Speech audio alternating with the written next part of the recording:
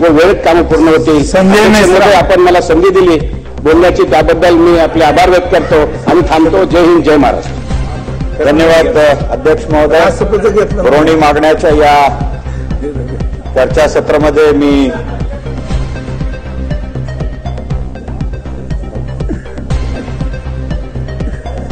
बोलायला उभा आहे का? बोला बोला बोला.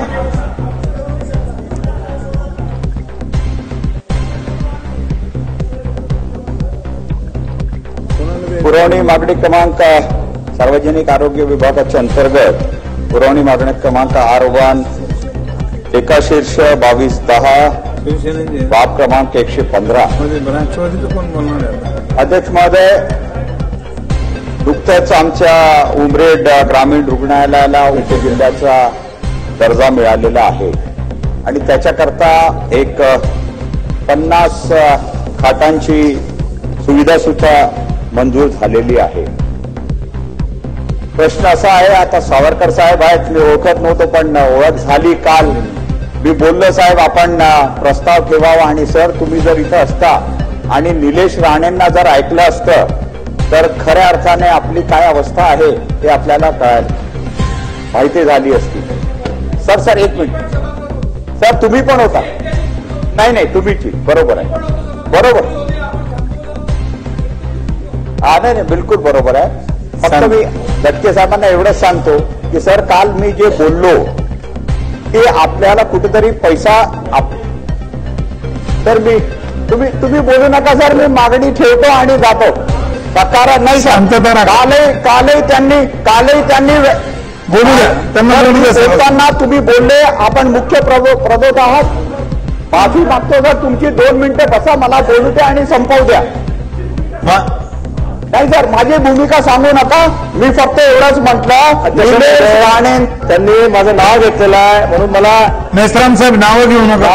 नाव घेतलेलं, मला एक मिनिट बोलायला संधी द्या. नावं घेऊ नका. त्यांचं काल फिस्कल डेफिसिट आणि नाही ऐकून घ्या फक्त. या विषयावर त्यांचं बोलणं होतं. त्यांनी जयंत पाटलांचा उल्लेख करून त्यांचं उदारीकरण केलं. ऐकून घ्या पूर्ण, रेकॉर्डर घेऊ द्या. 9 जयंत पाटलांनी अर्थसंकल्प मांडला. त्यांनी असं म्हटलं का 10% वरते अर्थसंकल्पीय पेक्षा पुरवणी मागण्या जास्ती असायला नको. त्यांची चूक नाही म्हणत, हा कदाचित तो नियम असेलही किंवा ती प्रेसिडेन्स असेल, परंतु माननीय जयंत पाटलांनी जेव्हा 9 अर्थसंकल्प मांडला, एक तरी असा अर्थसंकल्प दाखवा ज्याच्यामध्ये पुरवणी मागण्या या मूळ अर्थसंकल्पापेक्षा 10% कमी होत्या. एवढं. सन्मान्य सभासदांनी दुसऱ्याचं नाव घेऊन बोलू नका. सर, इथं एक 40 कोटीचा प्रस्ताव सार्वजनिक आरोग्य विभागाकडे ही निधी मंजूर करण्यात यावे अशी विनंती करतो. मी फक्त एवढंच बोललो की सर डेफिसिट बद्दल निलेश राणे काय बोलले ते त्यांनी ऐकून घ्यावं आणि त्यामुळे अर्थव्यवस्था कशी आहे, कोणत्या स्थितीमध्ये आहे ते त्यांना कळेल एवढीच विनंती करतो.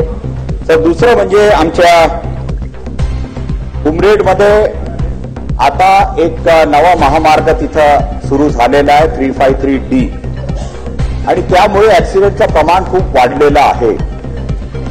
एक उमरेड येथे ग्रामीण रुग्णालयामध्ये ट्रॉमा सेंटर सुरू झालेलं आहे, पण तिथं पदांची निर्मिती झालेली नाही. हा प्रस्ताव शासनाकडे ऑलरेडी आलेला आहे. ती पदनिर्मिती करून आम्हाला अनुग्रहित करावे अशी विनंती करतोय. तसंच एक उमरेड प्राथमिक आरोग्य केंद्रामध्ये एक 30 खाटांची शासनाने आम्हाला मान्यता दिलेली आहे. तिथं 25 कोटीची व्यवस्था करून देणं एवढी विनंती करतोय. आणि तसंच कुही ग्रामीण रुग्णालयामध्ये एक जुनी इमारत आहे, ती कशी बांधण्यात आली, काय बांधण्यात आली हे मला माहिती नाही, पण आज वरून खालपर्यंत पाणी, वरचं पाणी पूर्ण खालपर्यंत येतं आणि म्हणून अजूनही त्याला मान्यता मिळालेली नाही. माननीय सिव्हिल सर्जन जे आहेत त्यांनी सांगितलं की आम्हाला एक नवी इमारत तिथं हवी आहे आणि त्याकरता एक 30 कोटीचा प्रस्ताव तुमच्याकडे पाठवण्यात आलेला आहे, ते मंजूर करून देणं ही विनंती आहे.